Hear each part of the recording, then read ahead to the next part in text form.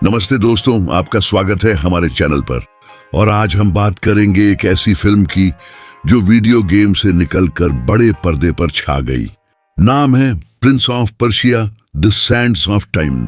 इस फिल्म में है भरपूर एक्शन, शानदार जगहें और सबसे खास बात, एक खंजर जो समय को पीछे ले जा सकता है। हाँ, टाइम ट्रैवल। फिल्म की शुरुआत होती है पर्शिया नाम के एक विशाल साम्राज्य में। वहां राजा शर्मन राज करता है। उसके 3 बेटे हैं, तुस, गारसिव और एक और बेटा चौथा है दस्तान, लेकिन वो गोद लिया हुआ है।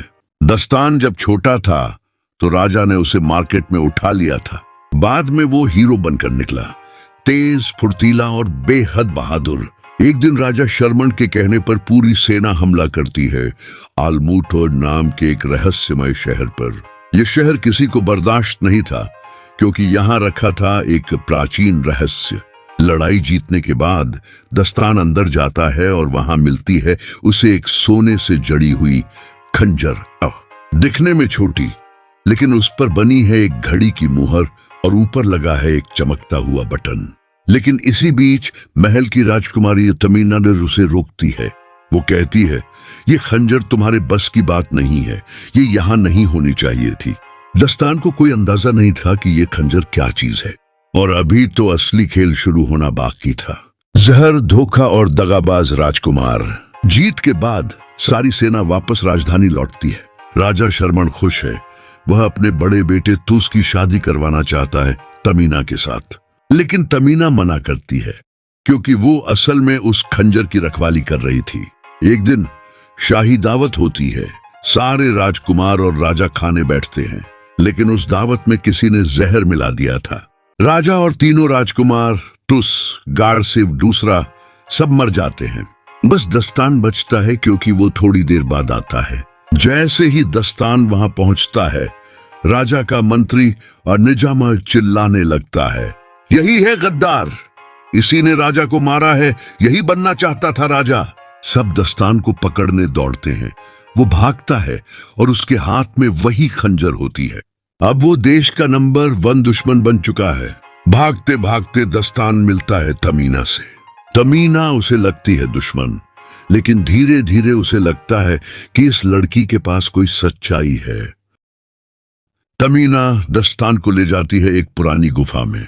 वहां रखी थीं कांच की बोतलें, और उन बोतलों में चमकती हुई सुनहरी रेत भरी हुई थी। तमीना कहती है, ये रेत कोई आम रेत नहीं है, ये द सैंड्स ऑफ टाइमर्स है। हजारों साल पहले जब ये खुली थी तो पूरी सेना उसकी चपेट में आ गई थी, और हर इंसान रेतीला भूताहर बन गया था। और फिर वो खंजर के बारे में बताती है। ये खंजर उसी रेत को कंट्रोल करता है। अगर तुम इसके ऊपर का बटन दबाओ और रेत को इसमें डालो तो तुम कुछ सेकंड पीछे जा सकते हो। मतलब अगर तुम मर गए तो वापस जी सकते हो, अपनी गलती सुधार सकते हो। दस्तान को यकीन नहीं होता। वो कहता है ये सब पागलपन है। लेकिन जब एक लड़ाई में वो गिर जाता है और मरने के करीब होता है तो वो बटन दबा देता है। रेत चमकती है और वो वापस वहीं खड़ा हो जाता है, जैसे कुछ हुआ ही ना हो। अब उसे समझ आता है कि ये खंजर कोई खिलौना नहीं है, ये तो सबसे ताकतवर हथियार है दुनिया का, असली विलेन और आखिरी जंग। धीरे धीरे सबसे बड़ा सच सामने आता है। निजाम, वही मंत्री जिसने दस्तान को गद्दार बोला था, असली खलनायक था। वो दस्तान के पास आता है और कहता है, मैं तुम्हारा असली पिता हूं दस्तान। हाँ दोस्तों, जो आदमी उसे मारवाना चाहता था वही उसका खून का पिता था। निजाम को कभी राजा बनने का मौका नहीं मिला, इसलिए वो चाहता था कि टाइम को वो कंट्रोल करे।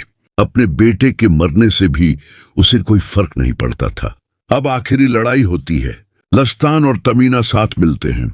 दस्तान खंजर का इस्तेमाल करके समय को पीछे ले जाता है, इतना पीछे कि वो आलमूत पर हमले से एक दिन पहले पहुंच जाता है। अब कोई हमला नहीं हुआ था, कोई जहर नहीं दिया गया था। राजा जिंदा था, भाई जिंदा थे, और सबके सामने निजाम की साजिश खुल गई। दस्तान अब कोई गद्दार नहीं था, वो बन चुका था असली हीरो। वो प्यार जिसे कुछ याद नहीं। लेकिन दोस्तों, यहाँ एक दर्द है। समय पलटने की वजह से तमीना को कुछ भी याद नहीं रहता।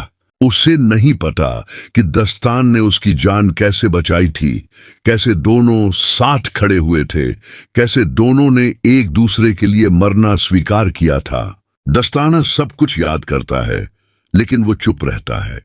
वो तमीना के हाथों में खंजर रखता है और कहता है, हर जंग से पहले एक अमानत होती है, और आज मैं वो अमानत तुम्हें लौटा रहा हूं।